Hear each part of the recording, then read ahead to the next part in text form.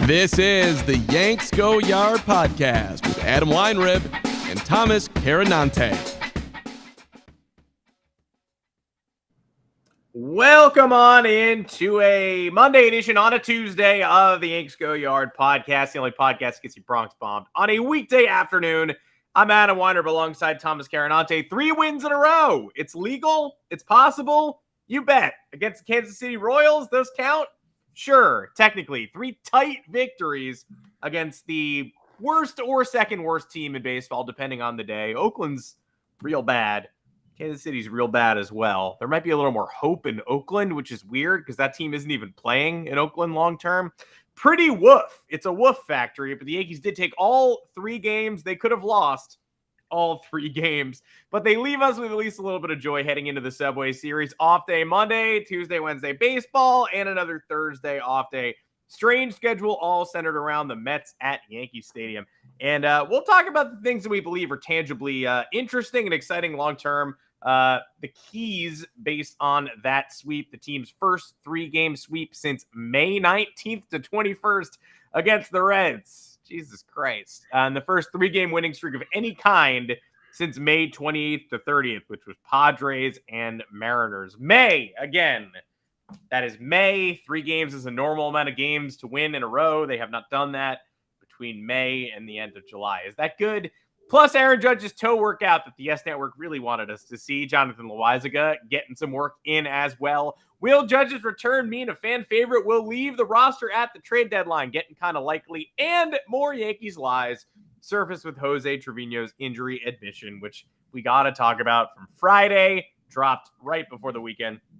We'll discuss it today. You can find us on Apple Podcasts, Google Podcasts, Spotify, wherever you get your podcast. Drop us a 5-star review or a mailbag question in that review. If you feel like it, we'll be more than happy to answer it. Thomas Carinante, you got a special offer for the folks today from Bet365.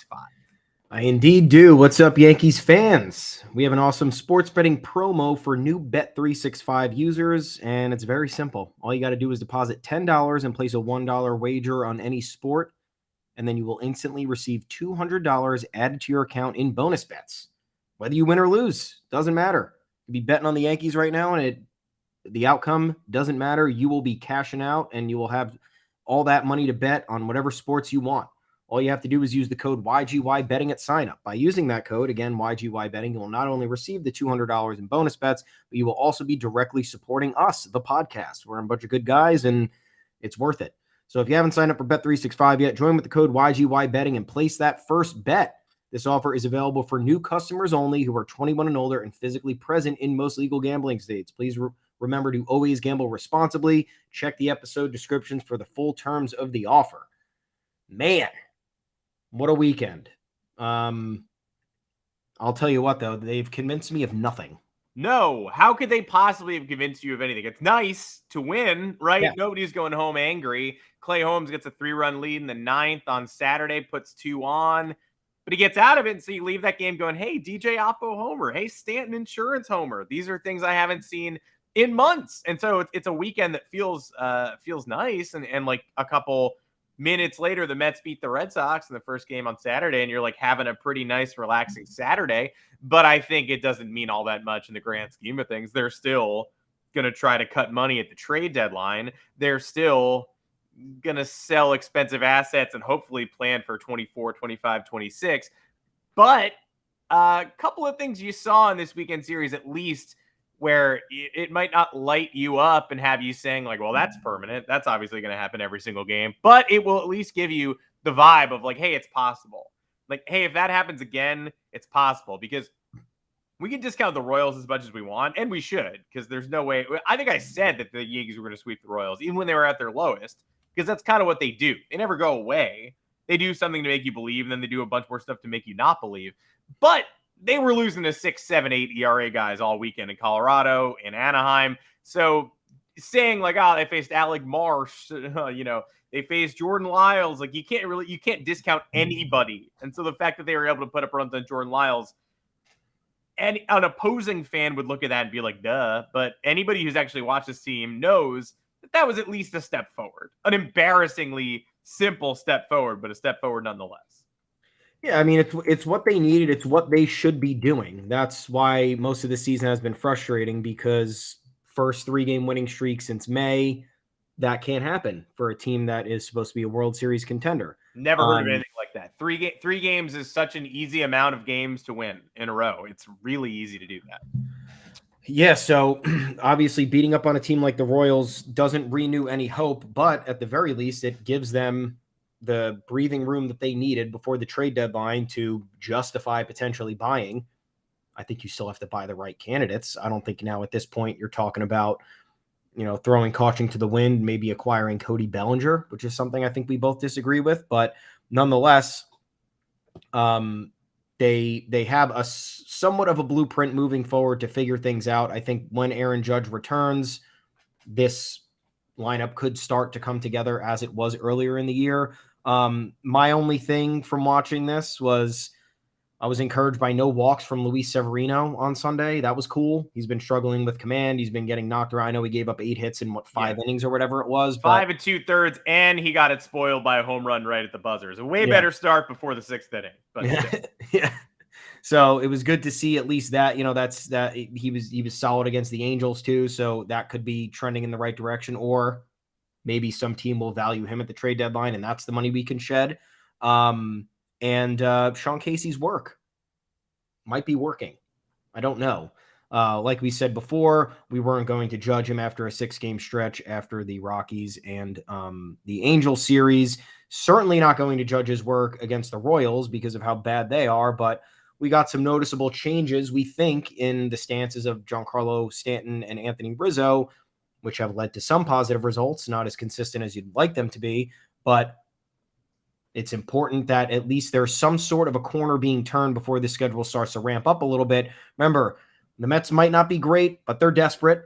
This 2-game series will not be easy. And then with Baltimore and the Rays right before the trade deadline, and Baltimore's first in the division. They have not been swept in 72 series. What was that number? I mean, it was at least 70 the other day. I'm not sure if they made it up to 71. They tied the all-time record with the Braves. Yeah, Adley Rutschman has never been swept in his MLB career. Fucking crazy. So yeah, neither of those teams are going to lie down. They're jockeying for first place in the division. I'm sure, but one or both of them would love to kick the Yankees down a few more notches.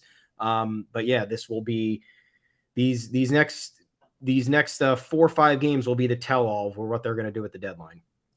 Yeah, they're lucky that they get to face this murderer's row now, right when they have to decide whether to buy or sell. Yeah. It should be really easy after the Mets, O's, and start of the Rays series. It's a really odd little schedule, too, because they've got these 2 Mets games at home with all the off days in between, with the Monday, Thursday off day. They go to Baltimore for 3. That is a wrap on the Orioles for the season. They never have to see them again, which is weird considering all the other AL East rivals have been pretty well spread out through August and September. That's it for the Yanks and O's. I guess the schedule makers did not believe in Baltimore. But you got 3 in Baltimore, come back immediately for the Rays for 3 and the Astros for 4. So they face this ridiculous set of opponents, but at the very least, all the games except for Baltimore are on the Yankees' home turf. So that's actually a pretty good shot for them to sustain some momentum again, or die on the vine, which would be, okay, sell everything now. You could be back at 500 by the trade deadline. So in that case, sell everything that's not tied down. I want to talk about a couple trade candidates, and we'll talk about that in the Aaron Judge return fan favorite section. But the things that we actually need to see moving forward, like, you don't have to believe everything you saw from the Royals, but as far as I'm concerned, the 3 things that have to be long-term keys in order for this team to have any chance: 1, Anthony Rizzo's 4 for 4 can't be a mirage. Because we looked at somebody picked apart the stances of Rizzo and Stanton and found that since Sean Casey joined the team, both are now crouching lower, which is that going to solve everything overnight? No, because Anthony Rizzo has been pretty awful under his tenure until Sunday. So no one is arguing like, oh, the fact that he's crouched lower immediately solved Anthony Rizzo. Sunday solved Anthony Rizzo. Anthony Rizzo saw Jordan Lyles and the Royals bullpen, and he saw them very well. He had his first home run in 2 months. Not coincidentally, the last time the Yankees had a 3-game sweep was also the last series in which Rizzo homered. So he has to turn that 4 for 4 into tangible progress. He cannot backslide for the rest of the week. He doesn't have to go 4 for 4 every day. He's not seeing the Royals every day, but that has to be legitimate.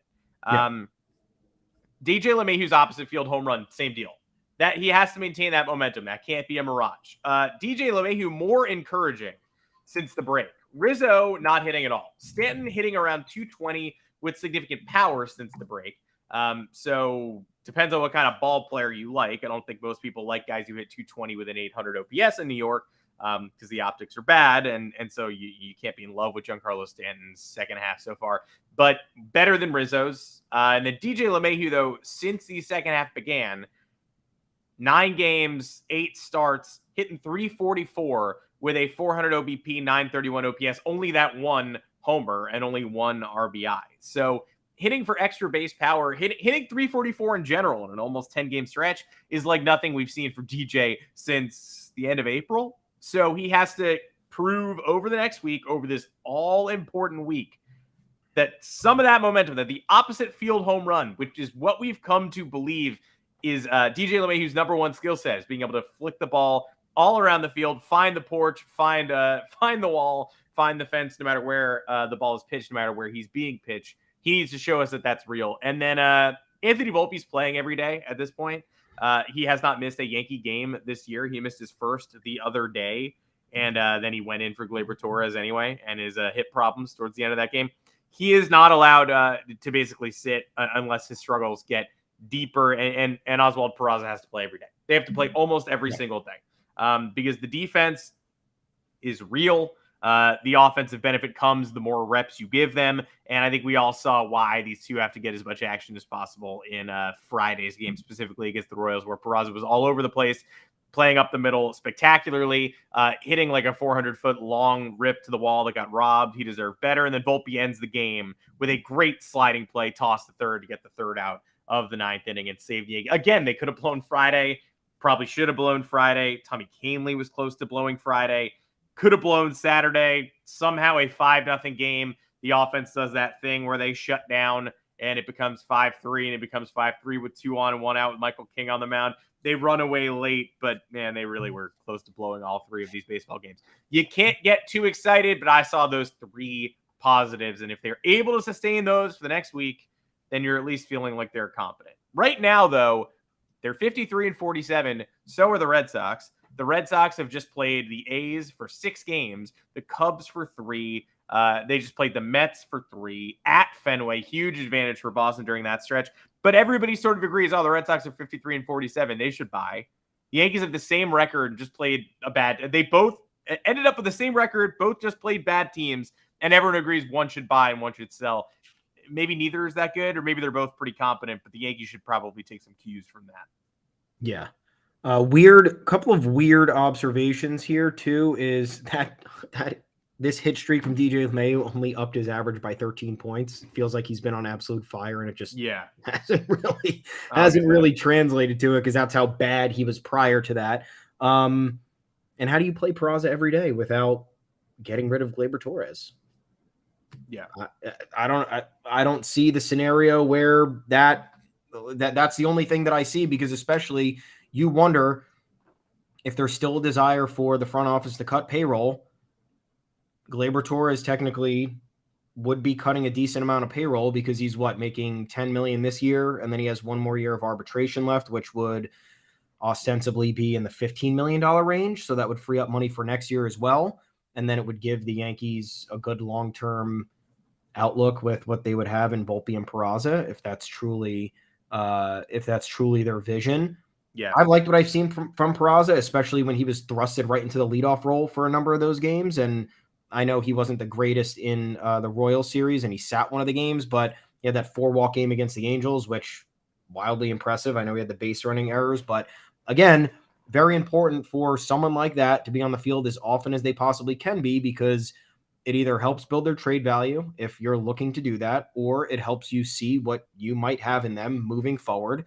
And he was a somewhat important piece last year when he came up for the Yankees for that 1 month in September.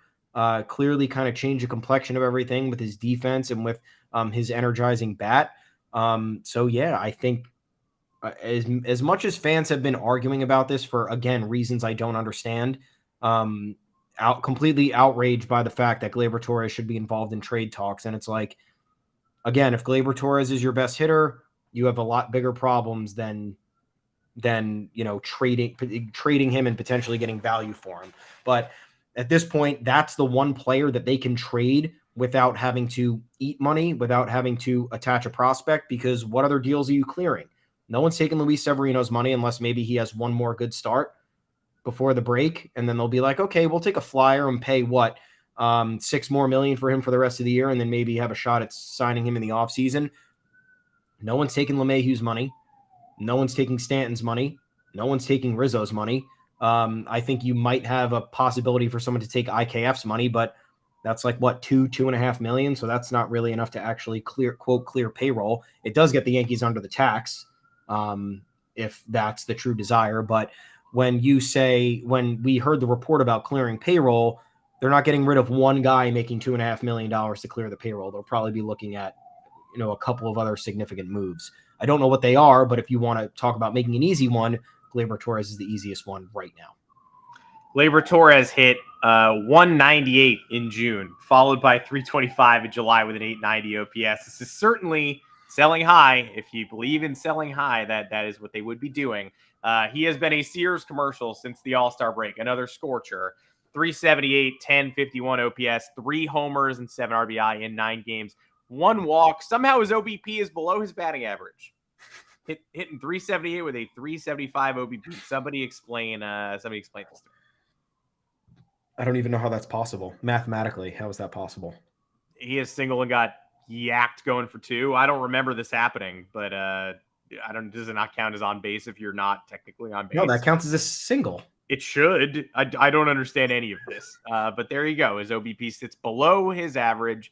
Gleyber has broken baseballreference.com. The conversation right now in the comments regarding this team is basically everybody needs to go. Everybody needs to go instantly. But it does lead into the pitching discussion. So there's a lot of first of all, DJ and Stanton, right? I actually had this conversation at Cooperstown this weekend with a fan who wanted to talk, and it's like it just could be summed up very quickly. Like if somebody wanted to take those people, they'd be gone. Right? Yeah. Like if somebody gave the Yankees an out clause on Giancarlo Stanton and DJ LeMahieu, they'd be gone. It's going to take significant prospect capital from the Yankees end to clear out those players. So they are going to exhaust every limit of possibility in rehabbing them back to full strength before they entertain that. Because they're going to have to give away a Will Warren, an Austin Wells, like somebody big time in order to get DJ and Stanton off the books. So they're not doing that unless they prove beyond a shadow of a doubt that DJ and Stanton are no longer winning players.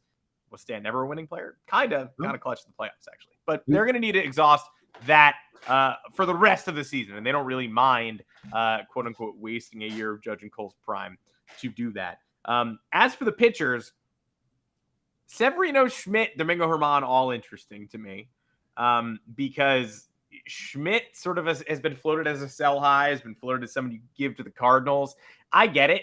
But he's under control through like 2027. Are you sure that you want to give away somebody who kind of looks like a weapon in the rotation in the 4 spot or 5 spot, who's becoming the guy that you envision he'd be? And at worst, he is a good bullpen piece. You sure you want to give that away? Severino, you give away if somebody comes and wants to pay Luis Severino's salary, fine. Right now. But if it costs, again, a great prospect to get rid of a financial burden that will go away at the end of the season anyway, no. That's bad business. That's bad, but he's gone in 2 months, right? So his last 2 starts were good. Good, not great, both good. You look at your guy, it's a sunk cost. You're trying to clear the money, and if somebody comes to you and says, I'll clear $7 million off your payroll, you go, great, have him, take him, fine. But if somebody says, I'll cover $500,000 and you got to give me Yoendris Gomez, then you're like, no, absolutely not. It's got to be the whole salary or nothing. You might as well just ride with him and then put him in the bullpen if you have to. Domingo Germán is the one that makes me go, maybe. You talk about a sell high. Yeah. He threw a perfect game last month. So you want to talk about a sell high? High as it's ever been. You've seen him against the Dodgers this year, dominate him. You've seen him dominate good offenses you have seen him take tangible steps forward. 1.075 whip on the year. This is his best season since being a Yankee. That said, still the roller coaster, still up and down, still equally likely, no matter how good he's been in a couple of start stretch, still could absolutely give up 10 runs in 3 1/3 like he did to the Mariners a couple weeks ago. So not saying that's not a player you want to ride with, but if somebody gives you the opportunity to sell him high, you maybe consider it. I consider it above Schmidt and Severino personally. He's got, I mean, right now we've got Cole, Rodon, who's a question mark. Severino, definitely a question mark. Schmidt, Herman, Cortez comes back. You all like Randy Vasquez. You all like Johnny Brito lately. I mean, they actually do have upper level pitching depth at this point. Maybe it's not the names you expected, but they're competent up there. Yeah. And if somebody comes to me and wants to take Domingo Herman off my hands, I would be less shocked at him moving than I would have been at Jordan Montgomery last year. Yeah, I mean, look at it this way. Are you extending Domingo Herman is what, 1 year of control after this season? Yeah, that's it. And there's no way they're extending him. Exactly. So you get value in it not being a rental because teams are going to appreciate that where they don't have to, where they're not maybe overpaying or being taken advantage of with the pitching prices at the trade deadline. And then you have a way to replace him in the rotation in theory with Clark Schmidt, who would be, look, if the Yankees are trying to cut payroll, they should keep the controllable guy who's been performing well. I know that's a complete 180 based on, maybe what I was saying in April, because I thought Clark Schmidt should have been off this team. But at this point, he's going toe to toe with Herman, if not has been more consistent and actually better. And Herman has no long-term outlook on this team because you're not paying him what you would pay a mid-rotation starter if he's valued at that when the time comes, if he pitches on this trajectory for another year and a half. So sell high, and then in theory, if what you're trying to do is maybe clear some payroll by attaching a prospect to one of these bigger contracts, I don't know who it might be, but you'd maybe be able to get a prospect back in a Herman deal that you would have to deal in one of these other ones to get rid of the bigger contracts. My biggest question here is, why are the Yankees not smart enough to do earlier deadline work? You see the Orioles doing it. You see the Braves doing it. And I understand the Yankees situation is a lot different from those teams. The Orioles are a clear contender. They have a great roadmap. They know what they need. The Braves, best team in baseball. Any additions and fortifications they can make are smart. Why? And the Yankees don't know where they stand maybe for this year, but you know where you stand if you want another controllable arm or a controllable outfielder. You can make that deal without being pressed up against, and I know some other teams might not be willing to make the deals that early, but you see these trades happening. You're telling me someone else is not willing to make this trade, unless it's 3 hours before the trade deadline. The closer you get to the trade deadline, the more chaotic it gets, the more other teams jump into the mix, the higher the price gets. Why is this team not looking ahead to at least get them a piece for 2024? Because it's clear that's going to be what we need at some point. If we're doing some sort of hybrid retool here, which I think will probably prevail in the end if they can not shit their pants over this next week, you can make those hybrid deals that don't include marquee players a week or 10 days before the deadline like these other teams did. And I'm nervous now because what happened last year? We got pressed up against the deadline. It seemed like Brian Cashman thought he had a number of moves in motion that were going to complement each other. You talk about the Gleyber Torres, Pablo Lopez thing. When that fell apart, then dealing Jordan Montgomery looked really stupid. Then they didn't have enough fortification in the rotation to last them for the rest of the year, which almost resulted in them, kind of blowing it. So unless there is a foolproof plan where they have everything they need to lined up and they have maybe handshake agreements in place, or they know where they have to overpay and overspend for certain talents, I don't know why we're not jumping on these opportunities a little bit more. Or why don't you sell Domingo Herman a couple of starts ago? If that's part of the plan, I don't know. But the fact that there's no traction at this point, there hasn't been one move made by a team that needs moves made for right now and for 2024 and for 2025. It just makes me nervous because it feels like now everything's going to be squished into one day. Not everything's going to go down as planned because the deadline is beyond chaotic, and it could put them in a precarious spot if they do what they did last year, where they make one deal assuming another one's going to happen, and then somebody else swoops in, overpays for somebody else, and then they're left, with their thumb up their butt. Yeah, you don't want your thumb up your butt, which is crucial. The Orioles, already traded for Fujinami, Rockies and Braves, Pierce Johnson and Taylor Hearn from the Rangers going there. It's a seller's market this year. If you are a seller, you are going to have a lot of people competing for very few assets.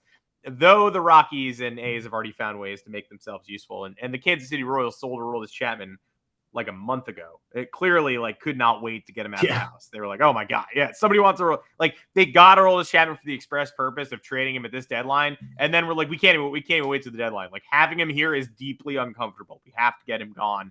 And the Aroldis Chapman experience reared its head fully this week. Just shout out to everybody. Because we had both sides. We had both sides of the aisle going. Chapman throwing 103 now. Again, it's an easy tweak. He contorts his body a little bit, get a bigger load. You see the windups a little slower than it was during his final years in New York. And he's throwing 103, 104 again. People are clowning on him. People are clowning on Matt Blake and the Yankees for not being able to fix him.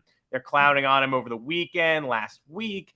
He throws a 103-mile-an-hour nonsense ball that acts like a slider and tails away from a right-handed hitter. Ben Verlander's like, this is the sickest pitch I've ever seen. Great. What happens yesterday, Monday? He gets a 3-run lead in Houston, can't find the strike zone, puts 2 on base in the 7th, throws 97 center cut to Chas McCormick, who deposits it for a game-tying 3-run shot in the exact same place as the Jose Altuve home run. Again, down 6 miles an hour in the most important game of the year so far, blows it, Rangers lose. That's who Aroldis Chapman is. But we had to endure about a week of people clowning on the Yankees saying, oh my gosh, how are they unable to unlock this guy? Nope, that's just, again, who he is what he did last night. Biggest game of the year for that Rangers team, in danger of losing the lead in the West to the Astros. Game on the line, lights are bright, loses the strike zone, loses the mechanics, miles an hour gone. Chas McCormick 3-run home run. I will never accept anyone telling me that I need to regret getting rid of Aroldis Chapman ever again. And by the way, he gave up last year. He surrendered, if not earlier, if not in 2021 or 2020. He decided last year, that's it for me. I'm getting an infected tattoo. I'm going home. You don't put me on the playoff roster because of my name only. I will not report. I will not be at practice. They said, you sucked this year. We're not doing that. He said, I am going home. Good luck to everybody. Remember when he used to be going back and forth from Scranton to New York and taking Instagrams of the black car they got him, showing the radio and stuff? Insufferable. If things weren't perfect for him, he didn't function. And when the lights are brightest, he was the worst. So I hope we can put that discourse to bed. Yesterday, I tweeted a week ago when the Rangers were rubbing that acquisition in our faces. Just wait, there's no feeling worse than when Aroldis Chapman blows the game for you, truly. Because not only does the save get blown, but he's Aroldis Chapman. It means you have Aroldis Chapman on the roster in the first place, already bad. And then he blows the save for you in a high-pressure situation, even worse. So enjoy that, Rangers. Won't be the last. His brain broke, too, when he got brought in the 7th. He's like, I can't do the 7th inning. I have to I've do never the done ninth this before. And the 9th only. The one thing I was frustrated about is that you did see, in that, however, what was it, the first 3 weeks with the Rangers, and even the highlights with the Royals, there was a discernible difference in his mechanics that probably played a role in him having 2 really awful years at the end of his tenure in New York, which that's what got me mad. I never wanted Aroldis Chapman back at any point. I wanted him gone after 2019, but the fact that whatever the Yankees were doing let him get out of hand for those final 2 seasons here where it was unbearable to watch. And there was, and like you said, him blowing saves is the absolute worst, because not only does he blow the game, but it's in the most incomprehensible manner ever. Balls are flying into the backstop.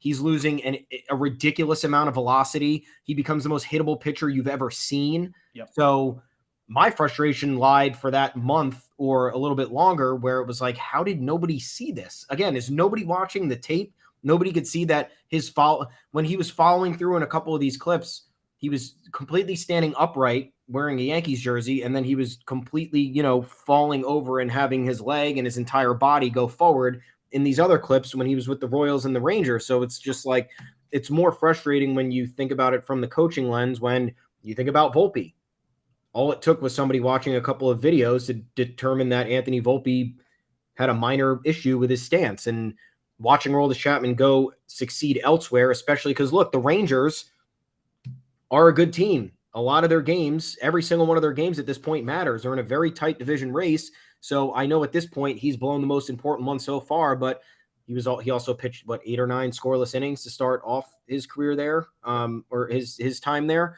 And he looked unhittable for those outings, and you know that the one blow up is going to come. But the fact that, I don't remember him outside of the beginning stretch of 2021 being that unhittable for us over the last 2 years.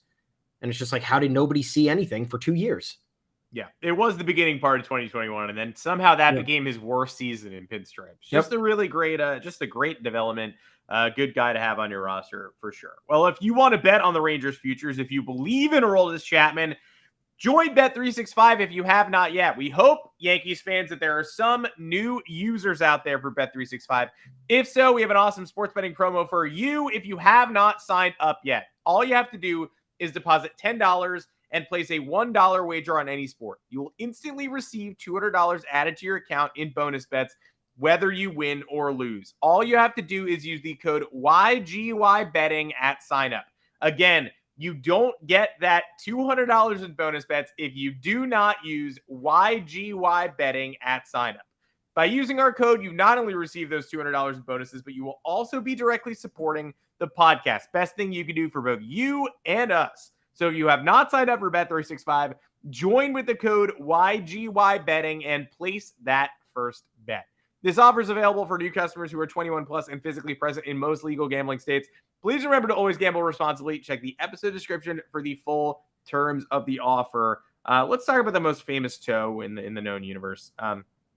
While two of our Yankee fans argue in the comments for the entire duration of this episode about what direction they believe that this current team should take. Again, somewhere in between. They're not perfect. They should try to get rid of it. If they could give away Stanton, they would. If they could give away DJ, they would. We'll keep trying to talk in the absolutes and the things that we can control. And Aaron Judge got a heavily broadcast little toe rehab session against Jonathan Loaisiga on Sunday. Loaisiga, shout out to him, stayed away from the inside corner so that Judge did not foul a ball off his toe, and so that Loaisiga did not spike a ball off his toe. That was big. That was considerate after Carlos Rodon drilled Willie Calhoun in the elbow cap. I appreciate the extra effort being taken here. Judge took some hacks, fouled off some balls, did not hit one in fair territory. I know you're supposed to believe in the process more than the results, but I'm certainly a little bummed by the results, simply because I don't really know what he's feeling. He's continued to express that he is not going to feel right this year, and he was just going to muddle through with what he can do. And I guess my question, obviously you want him back, and obviously you assume that doctors have told him you are not going to do long-term damage by delaying the surgery, because if they did tell him, hey, this might be it for you, if you come back too soon, you'd have to think he'd be a little smarter than that. But all that's important for me is that A, he comes back. It's extremely important. It's crucial, in fact. But 2, that when he comes back, if he aggravates it, if he runs into a base, if he does get plunked by a foul ball, that is not going to set him off course and end whatever rehab he could do this offseason post-surgery, which he probably still needs. You know how I feel about this. If he's not coming back, if he can't come back fully healthy this year, then there is no sense in him coming back. And there should be surgery if that has to happen. And then that gives the Yankees a clear vision on what they need to do if it's clearing house. Because if Aaron Judge is not Aaron Judge, then there is no sense in wasting assets to try and go for a World Series this year and then compromise his offseason recovery. And it sucks to say that because it sounds like I'm saying give up. But at the same time, like, would the Angels be going for it if Ohtani went down for the year? Would any of these other teams in contention be going for it and mortgaging the future and trying to pretend they're somebody they're not if their best player was out and out for the season or compromised for the season? And then you look at Aaron Judge's situation, which is a lot different than many other players out there, is he just signed an extension for $360 million. Yeah. If you're compromising any year beyond the year in front of you with whatever ailment he's dealing with, then you are compromising the length of that contract, because you know how injuries work. We've seen it every single year. You are never the same the year after, especially when you're recovering in the offseason from whether it's surgery or whether it's a long rehab or whatever. You're constantly behind the 8 ball, and you're constantly playing catch up to everybody who's been healthy and who's been getting those regular reps in, and has been up to game speed and all that stuff. I know Aaron Judge is a little bit different too, because he's arguably the best hitter on the planet, quote, built different, and is a guy who would not need a rehab assignment in this, in this scenario of a lengthy injury absence. But I don't know, and that's why it's constantly putting the Yankees in a tough position, and that's why when we talk about a 3-game winning streak against the Royals, I don't really give a shit, because you can win the next 3 games, and I don't know if that changes anything, because it's a crowded AL playoff picture. And you'd have to assume the Yankees would be keeping an impressive pace for the remainder of the year. And you'd have to assume that it's either going to be without Aaron Judge or with a version of Aaron Judge that is not the MVP version of Aaron Judge. And if this team has the non-MVP version of Aaron Judge, it's not making a deep playoff run. They were on a record-winning pace last year. We thought, Jared Carabas decided to brilliantly jinx them in one of his spots on DraftKings or wherever the fuck. And then the Yankees they managed to survive it. They got to the playoffs largely healthy. I know, DJ LeMahieu was compromised, and, they had some pitching issues, but to barely scrape by the Guardians, to get swept by the Astros like that, the AL has gotten better this year. So I don't see a scenario where you can take a risk on doing this, unless, of course, it is a foolproof retool model where you're getting guys for 2024 and you're getting other players out of here that don't have a future beyond 2023. But again, pressed up against the deadline with a week to go, ostensibly with no deals in the works, because we really haven't heard anything. I don't see that going down as seamlessly as many people might think. Do you want to feel angry again? Kind of, at least a little bit. Last year's team somehow didn't get to 100 wins. They ended at 99 after they were so red scorching hot in that first half.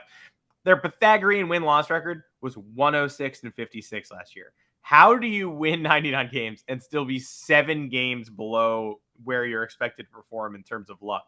That is the most unlucky 99-win team in the history of the world. And you look at the offensive stats, I don't even know how they hit last year. Oh, right, Aaron Judge. Like, it was just Aaron Judge. DJ... 112 OPS plus. I think both you and I would have actually thought he was below 100 last year. He was a brutal watch, but somehow this year he's been a much more brutal watch. Stanton again right there. 114. Yuck. Glaber 115. Yuck. Donaldson 95. But I would have told you Donaldson was a 74. Like, to know that Donaldson was kind of close to a league average bat last year is stunning to me. And then down the stretch of the playoffs last year, completely useless and now gone. So, if Aaron Judge can't carry the load, this offense, it's gotten even worse. It's going to be bad again, because leading in the last October, he was the only guy doing stuff. Now he remains kind of the only guy doing stuff, and they're not doing anything because he's on the bench. What does his return mean, though, potentially for the rest of the roster? I think that's important, because they're out of easy cuts. Obviously, you don't say no to Aaron Judge coming back, and nobody will. But you're out of easy cuts, because Frazier Cordero gone down to AAA. They've retained him, so he's still there. Oswaldo Cabrera has options as well, so he's at AAA. The 2 guys with options are at AAA. Now gets the tough part. Aaron Judge, you're not going to tell Aaron Judge not to come back. If he can come back and he wants to, he will. Willie Calhoun also rehabbing right now. Nestor Cortez rehabbing right now. Bringing Nestor Cortez to the active roster, you're going to end up losing Nick Ramirez. You're going to end up losing Albert Abreu. Sure. Unless you could put a corresponding move out there, put somebody on the IL and fake it for a little bit. Offense, again, maybe Anthony Rizzo needs to go on the IL and fake it a little bit. But Greg Allen, who they got rid of Aaron Hicks to bring in, is back. That's somebody who might find himself off the roster in favor of Aaron Judge. Jake Bauers might find himself gone, even though he's been the 2nd or 3rd best power hitter on this team during his time on the active roster.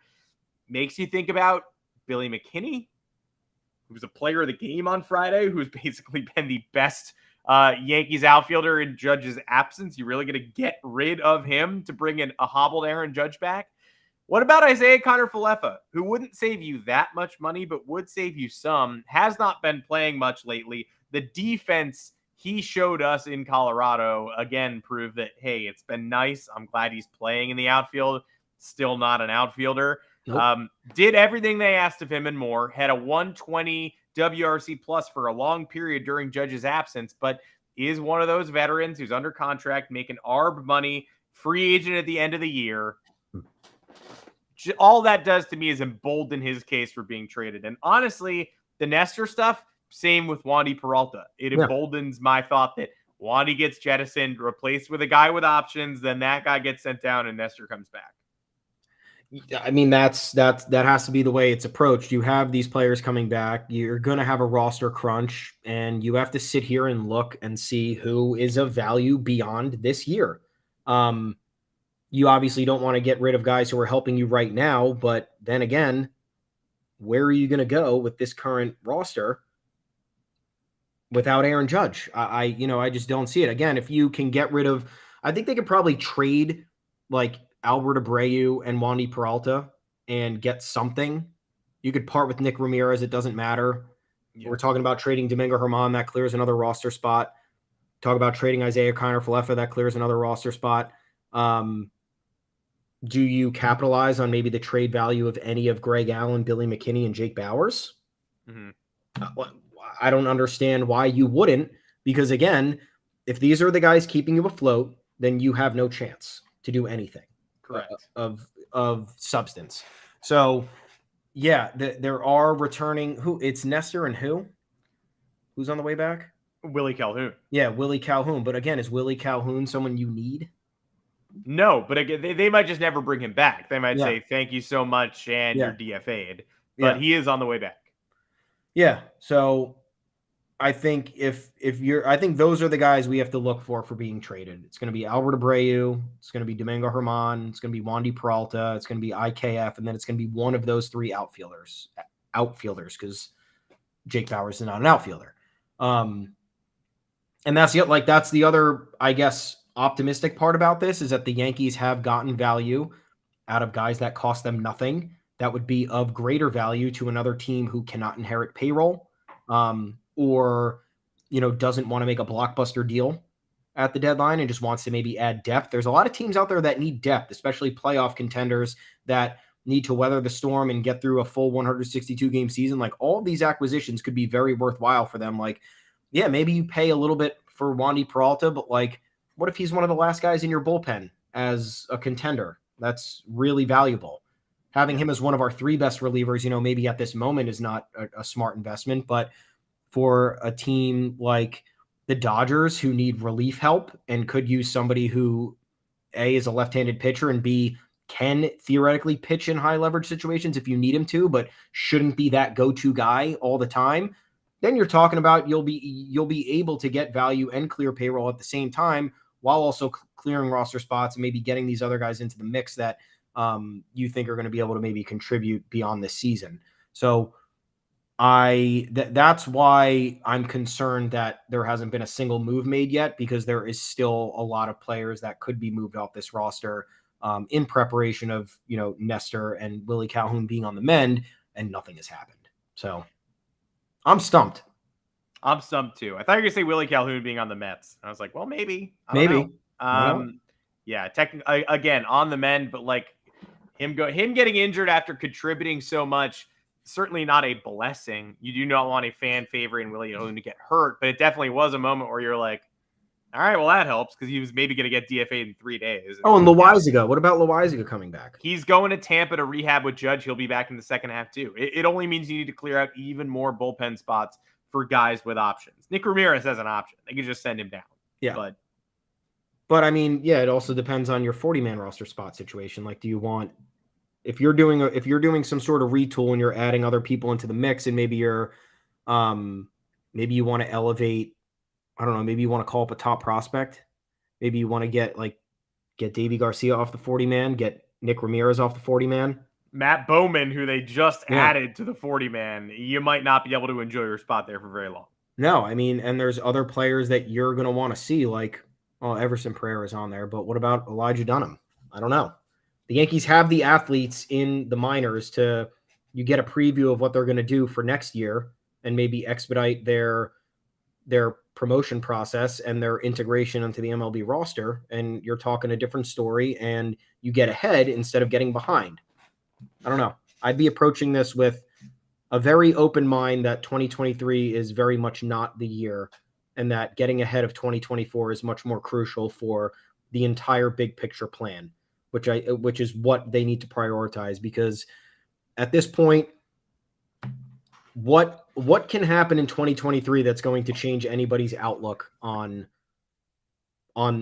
this year, or what's going to happen, I guess, in the next month that's going to change this team's playoff fortunes outside of Aaron Judge coming back completely healthy?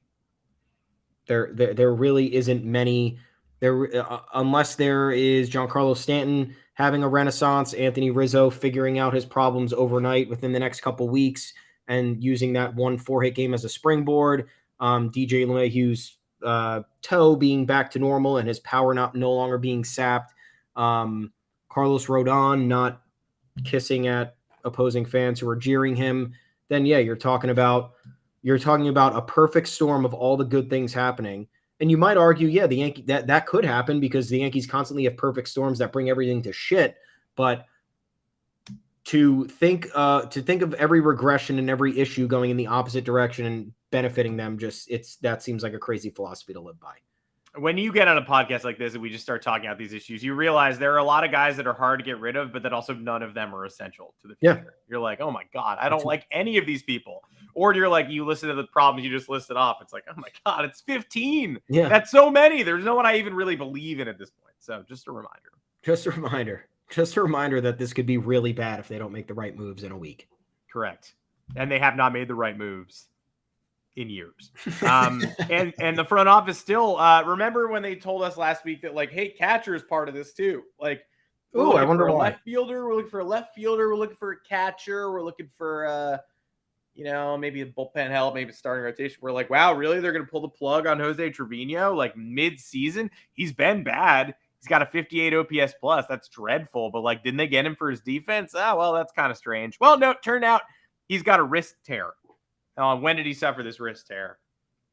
A couple days ago, a couple weeks back. Like, he's been struggling all year. So no, it was spring training. It was like before the season. So he said, it finally got to the point where I realized playing through this was hurting the team more than me sitting out would. And I just want to, I would love to speak to the person who finally helped him come to that realization. I would love to know that person. Because I don't think his 58 OPS plus and some of the worst at-bats you've seen in your life have been helping the team at any point during the season. The solution was just extremely subpar offensive play at the catching position. Not a great solution.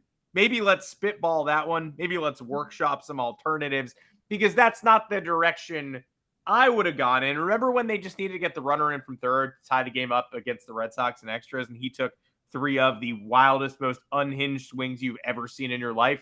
Maybe don't send a guy up with a compromised wrist to do that in the biggest at-bat of a game or season to that point. I can't believe it, but it was just 5 days before the injury that Aaron Boone was asked about Trevino's health, and he said he was generally healthy, quote, generally healthy, 5 days before the injury. Again, it took them until July 21st to decide that having him be a black hole on offense was preferable to getting him the surgery and using Ben Rortvedt or bringing in another catcher to ensure against Ben Rortvedt, or God forbid, using Austin Wells, who is now at AAA.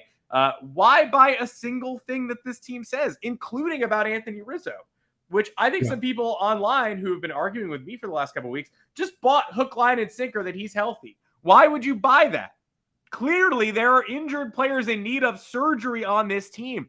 I never said that if Rizzo's hurt, that he shouldn't go on the IL. He absolutely should be gone. And that would be an easy solution to this roster crunch. If he's hurt, get out of here. But I don't know how you can buy the team saying he feels pretty good. They said about Rizzo, he feels better than he has since coming to the team. That can't be true Again, you just told me Jose Trevino was generally healthy, minus the wrist tear, which is a specific, not general.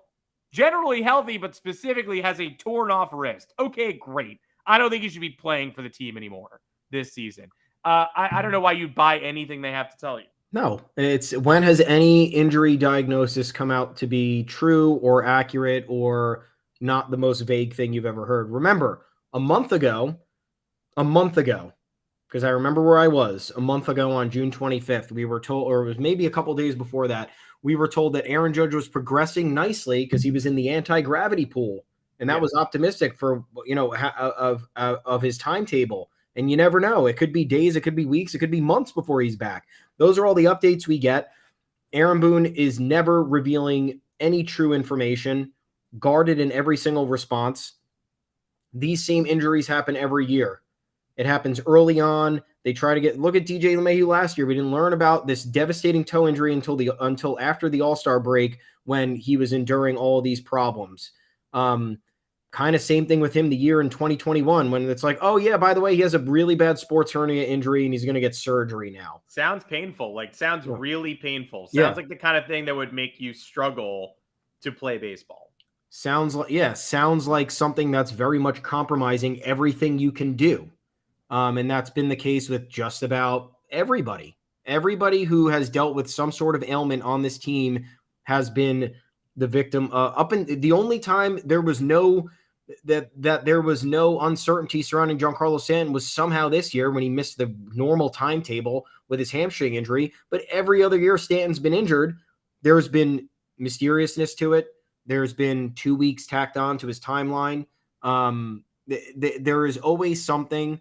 You go back to Aaron Hicks's situation when he had the torn wrist sheath that they had to play through. He played through the UCL injury as well. They will go to great lengths to not tell you the correct information. They will try to hide it. They will think they're smarter than you, yet you as the fan who is watching the bad play happen every night is wondering, is that person hurt?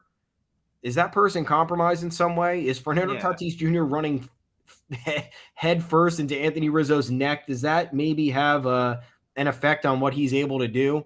And they constantly think that everybody's dumb enough to just believe what they're going to say while they're providing no information. So I don't buy anything that they're saying about anybody.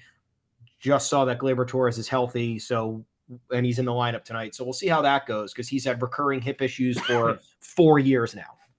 But guess who's not in the lineup today? Oswald Peraza. Oh, smart. Yeah. Jake Bauers in right field, too. Not a right fielder. Mm-hmm. Rizzo right back at first. Stanton at DH, even though he hits worse when he DHs than when he plays the outfield. Billy McKinney in left field. Bader in center. LeMahieu third. Volpe short. Higgy catching. Domingo Germán on the mound. The Yankees remain undefeated in the star jersey patch era. So, Isaiah Kiner-Falefa on the bench again, by the way. Starter in a utility role. Keeping him healthy for a trade. Yeah, starter in a utility role for much of the season, barely plays anymore. So, again, that lends credence to it. You got to salute him. You got to put the old hand on the head and say thank you for doing what you were asked to do this year, going above and beyond while Judge was out specifically, but not an outfielder. Doesn't really fill a role the Yankees currently need on this team and a free agent at the end of the year. So it'd be malpractice not to find a new home for him. You know exactly what you're getting, like an 85 to 90 OPS plus, a lot of singles, a lot of competence, not a starter. Nope. Probably not a Yankee anymore. Before we go, Andy Pettitte, now a member of this advisory staff, but also not really. And I think that says more about the procedure than the fact that he's around. Because Andy Pettitte was on the field for the Judge thing. He was spotted with Loaizaga. He spotted in the dugout. And word came from Bob Klapisch he'd been hired as a special advisor. Oh, great. Then Aaron Boone said, a couple eagle-eyed people were online were kind of like, wasn't he already a special? I thought he was already a special advisor. He wasn't that. And turned out he was in 2019. Left the role, but Boone had always saved a spot on the plane for him. He's going to be in New York sometimes. He's going to be on the road sometimes. He's sometimes going to be in neither of those places and just at home with his family. Kind of just sounds like they wanted to remind everybody that Andy Pettitte is involved with the New York Yankees. I love Andy Pettitte. He was the pitching coach for Team USA. All of my happiest Yankees memories include him. That said, it kind of feels one step but like Sean Casey at least is actually the hitting coach. Whether Sean Casey is going to fix this offense or not, he is actually the hitting coach. Andy Pettitte kind of feels like Nick Swisher. Both are floating around the team right now. The team wants you to remember that they're there, but they don't really hold a defined role. So I don't think this puts the coaches on notice or the culture on notice. I think, honestly, it's kind of just the Yankees wanting to be like, hey, remember Andy Pettitte? Like, while we try to tell you that getting a healthy Rizzo back is like making a trade deadline acquisition. Remember when you used to be happy? Yeah, here's one of those guys. Like, I don't know. It's less exciting than I wanted it to be. Yeah, it's a PR stunt again with them thinking all the fans are stupid. Yeah. If there is no regular role for Andy Pettitte, there's no reason for anybody to believe that this organization is considering a massive culture shift. No, but there's a seat always available for him on the plane. Remember that seat's open. They leave a seat completely unoccupied. Do they charge Aaron Boone for the in-flight Wi-Fi on that empty seat if they can't fill it? The one thing I do think is they might be sending a message to the coaches by saying, hey, some of these guys are available. Maybe Andy Pettitte doesn't want to fully be involved in everything at this moment. Maybe he would rather be involved with a blank slate. He would want to be involved more heavily available under a blank slate because maybe he doesn't like what he sees right now. I don't know. I think it's optimistic to think there's a succession plan in place with all these types of moves. But either way, it doesn't sell you on anything. It just tells you you're right. It's like, oh, here's a blast from the past from when things were a lot better. Remember this person? That was a good time, wasn't it? Oh, he's only there for half the time though. Okay, so what's the point of him then? Why isn't he in the weeds with Matt Blake on everything if there's that much of a need for Andy Pettitte to be involved? Why isn't he the bench coach if there needs to be more of a vibe check or a chemistry shift? So the name being there is cool. It's like when wasn't A-Rod was special advisor for a minute and then that was it. Carlos Beltran was a special advisor for a minute and that was it. But yeah, I mean, if they're gonna actually consider larger changes, they're gonna need to bring in somebody with big name recognition that is in a very integral role that could theoretically threaten somebody's job. Andy Pettitte hanging around at his leisure doesn't put anybody on the hot seat.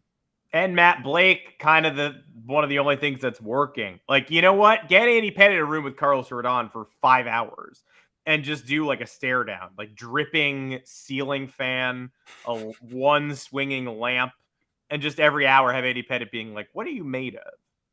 Carlos Rodon having to answer difficult questions. Like, what brought you here? What exactly do you do? And Carlos Rodon really just getting the business before his next start.